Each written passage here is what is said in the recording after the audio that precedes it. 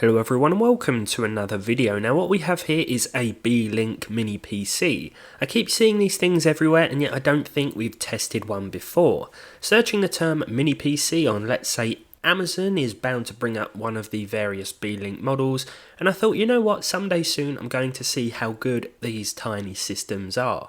Turns out that by some weird coincidence I received an email from Beelink a few days later asking me if I wanted to look at their 6-core SER5 system. This one features a Ryzen 5 5560U, 16 gigs of dual channel 3200MHz DDR4, a 500GB M2 NVMe SSD with Windows 11 pre-installed, and best of all, it's absolutely tiny. I'm a big fan of these convenient little systems, but before we take a more in-depth look at build quality and performance, let's run through what you get in the box.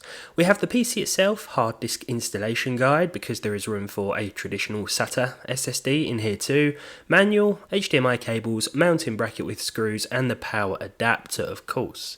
Port-wise, we've got USB 3, USB-C audio jack, LAN, USB 2, DC in, and 2 HDMI ports.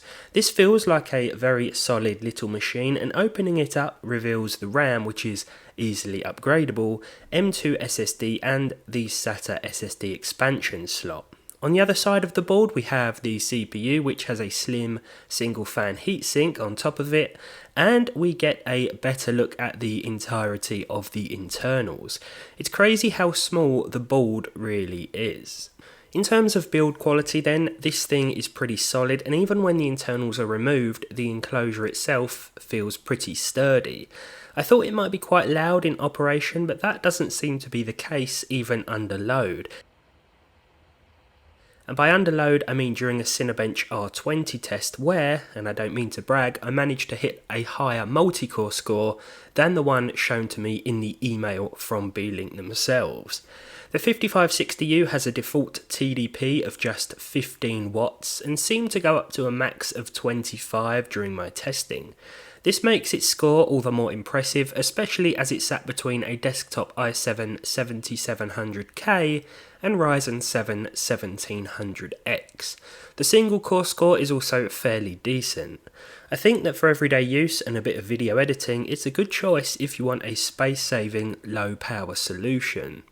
Right now, computers that consume very small amounts of power sound all the more tempting too. But what if you want to do a little bit of gaming? Can the Ryzen 5 5560U, admittedly a processor I hadn't heard of until about last week, actually deliver playable frame rates? I think it's fair to say your best bet here is esports games or older releases. Take CSGO to start with. This runs at 1080p low settings with over 120 FPS. The frame times are also pretty solid and the experience is enough to be somewhat competitive. Apex Legends will also run, this time with at least 60 FPS at 720p. The textures are at very low, but TSAA is enabled here to eliminate some of the jagged edges, and this doesn't seem to impact performance all that much, so I left it enabled. Gaming at lower resolutions is what I expected to have to do, but that doesn't have to always be the case. GTA 5 falls into that aforementioned older games category, and at 1080p with the normal graphics settings and FXAA enabled, we were getting over 50 FPS from this now 25-watt 5560U. This is essentially a laptop inside a small desktop enclosure, yet it seems to function at a much quieter noise level. We've got solid performance and better than expected temperatures. At least better temperatures than I thought we'd have. Thanks to FSR, more demanding games can also run, providing you are satisfied with 30 FPS. I didn't expect much from Cyberpunk 2077, but at 1080p with the lowest settings and FSR set to performance, we hit an average of 37 FPS. That's about 10 frames more than I thought from this little machine, and if you wanted to implement a 30 FPS cap, it would probably feel a lot more consistent to play. This thing certainly wasn't made to play Cyberpunk, but if you want to, and don't mind a bit of a visual sacrifice, you can. Spider-Man uses FSR 2.1, which does a better job of keeping things looking crisp even when they're being upscaled. Even when using the Ultra Performance mode, the game still looks fairly sharp, give or take a few shimmering edges.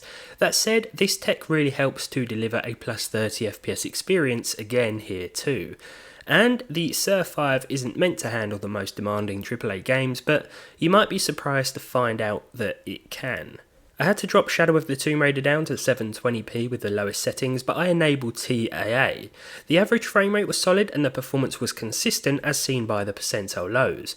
This game does support Intel Xe SS now, which can be used to render the game at a lower res and then upscale it, kind of like FSR, but I found that it made performance much worse when using an AMD APU, so native 720p was the better choice. Red Dead Redemption 2 recently got FSR support and it's very welcome here. 900p at low with the ultra textures meant 30 FPS, though we could have got more if I turned the texture quality down.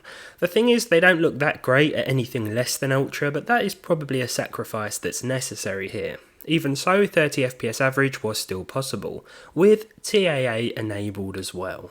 Finally, we have Elden Ring, which was running at 720p with high anti-aliasing. Here, just like with all of today's tests, the Radeon iGPU has been the limiting factor, which is reflected in the gaming results. On the CPU side of things, the 5560U, considering its low power nature, is pretty impressive. And this little Beelink PC has been a lot of fun to mess around with. I'll leave a link below to the model I tried out today, but check out beelink.net or beelink.com for more models too. And as always, let me know what you think of this system down below in the comments. As always then, if you enjoyed this one, leave a like down below, leave a dislike if you didn't. Subscribe to the channel if you haven't done so already, and hopefully I'll see all of you in the next one.